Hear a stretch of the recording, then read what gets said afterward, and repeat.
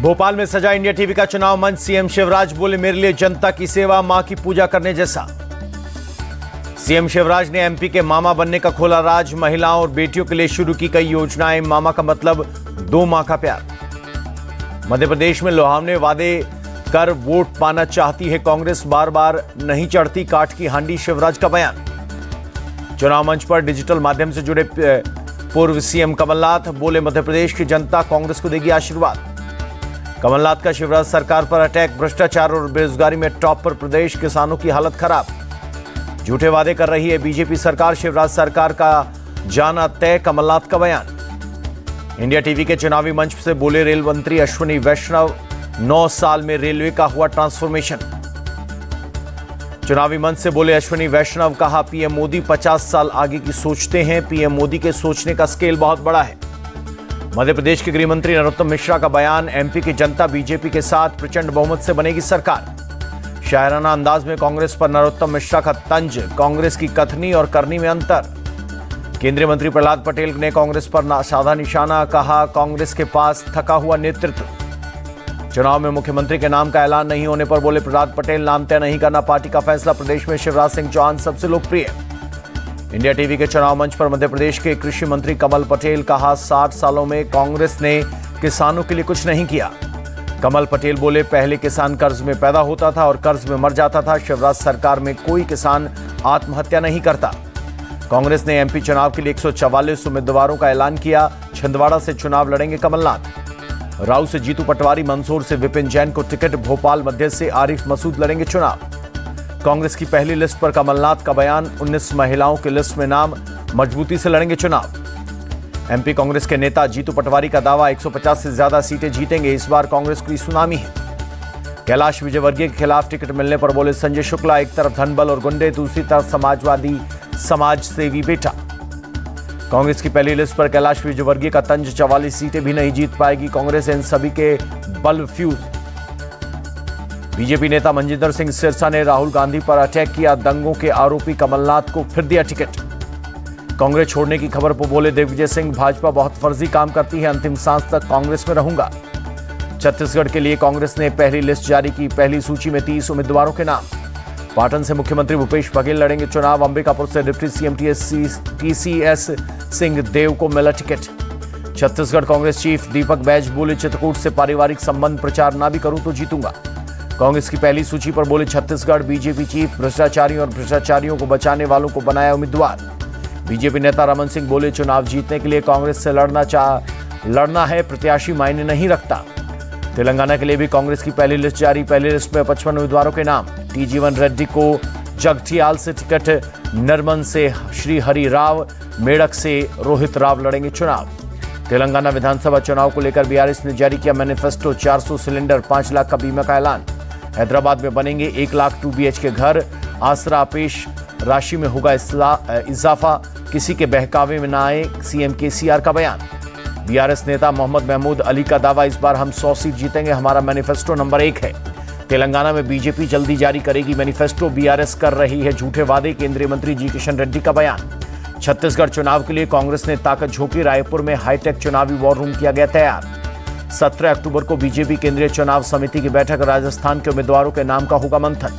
कांग्रेस की लिस्ट पर बोले राज्यवर्धन राठौर, हम मैदान में खड़े हैं, प्रतिद्वंदी उतरने से घबरा रहे हैं।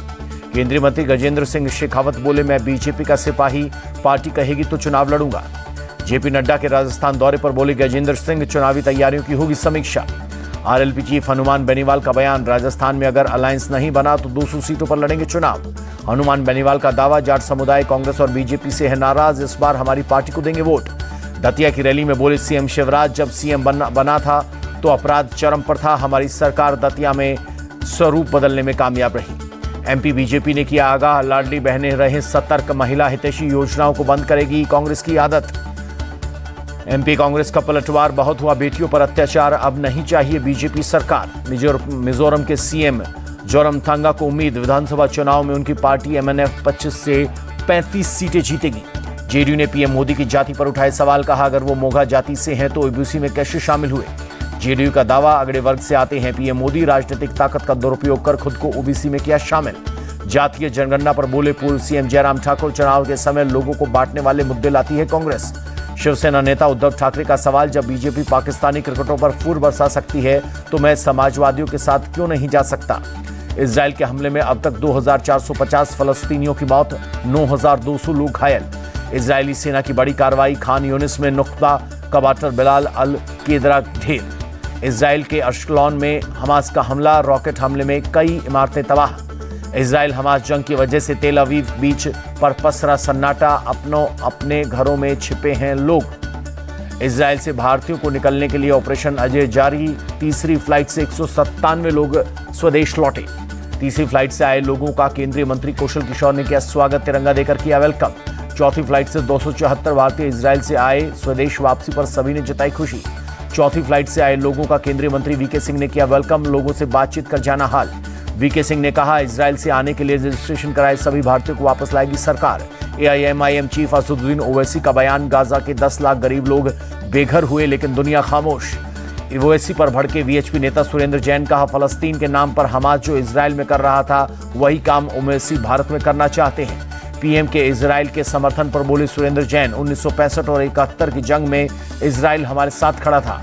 दिल्ली के मुनेरका में इजराइल के समर्थन में मार्च, मेट्रो स्टेशन से जेएनयू होते हुए वापस मेट्रो स्टेशन लौटे प्रदर्शनकारी। फलस्तीन के लिए चंदा मांगना पड़ा भारी, योगी सरकार ने पुलिस कांस्टेबल सोहेल अंसारी को किया सस्पेंड।